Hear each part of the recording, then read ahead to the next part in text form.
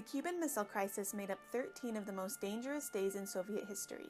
In the heart of the Cold War, the United States made a dangerous bluff to the Soviet Union, while each superpower pointed enough nuclear weapons at the other to destroy the world. The outcome of this situation was not only a result of decisions made in Washington and Moscow, but also rested with the crew of Soviet submarine B-59, who had the opportunity to launch a nuclear weapon on a United States Navy vessel.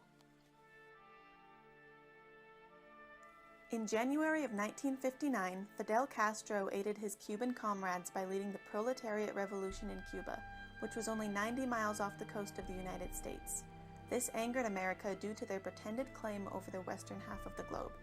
Therefore, in the fall of 1962, 4 submarines were sent out from the Soviet Union as a vanguard for future Soviet military aid to the island nation against the militant Americans. Each sub was carrying a nuclear torpedo with the same amount of power as the bomb dropped on Hiroshima, and for the first time, the submarine commanders had the authority to fire the nuclear weapons without orders from Moscow. Meanwhile, American spy planes flying over Cuba discovered the Soviet nuclear missile base on the island, built in for the purpose of maintaining peace with the Americans by proving Soviet superiority.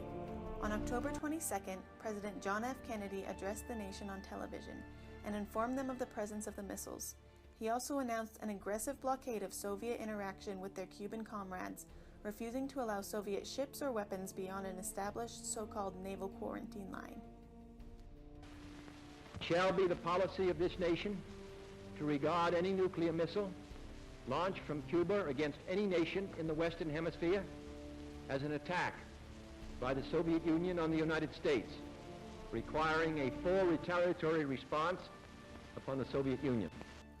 The submarine commanders knew none of this, however, as they followed their orders to halt their progress and wait in the steamy Sargasso Sea for further direction.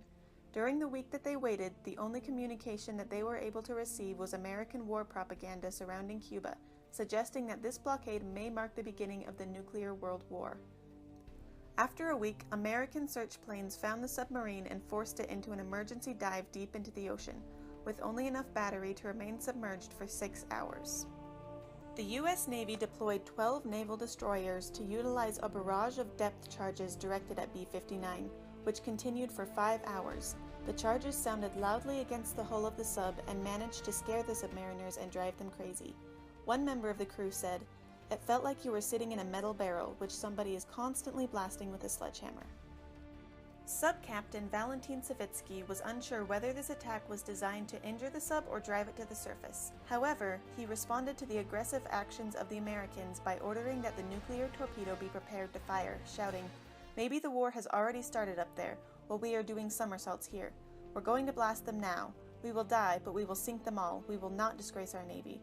He also needed the agreement of the sub's political officer in order to launch the weapon. Each man held one half of a key, which was used to deploy the torpedo, and each gave their half of the key. However, on B-59, the commander of the fleet, Vasily Arkhipov, also held veto power. They could not fire the torpedo without his consent. Although the other 2 senior officers each gave their half of the key, Arkhipov refused to give permission to launch the torpedo. Instead, he forced the sub to make a cowardly surrender to the Americans, who sent B-59 back to Russia. That same evening, a deal was reached between the Soviet Union and the United States.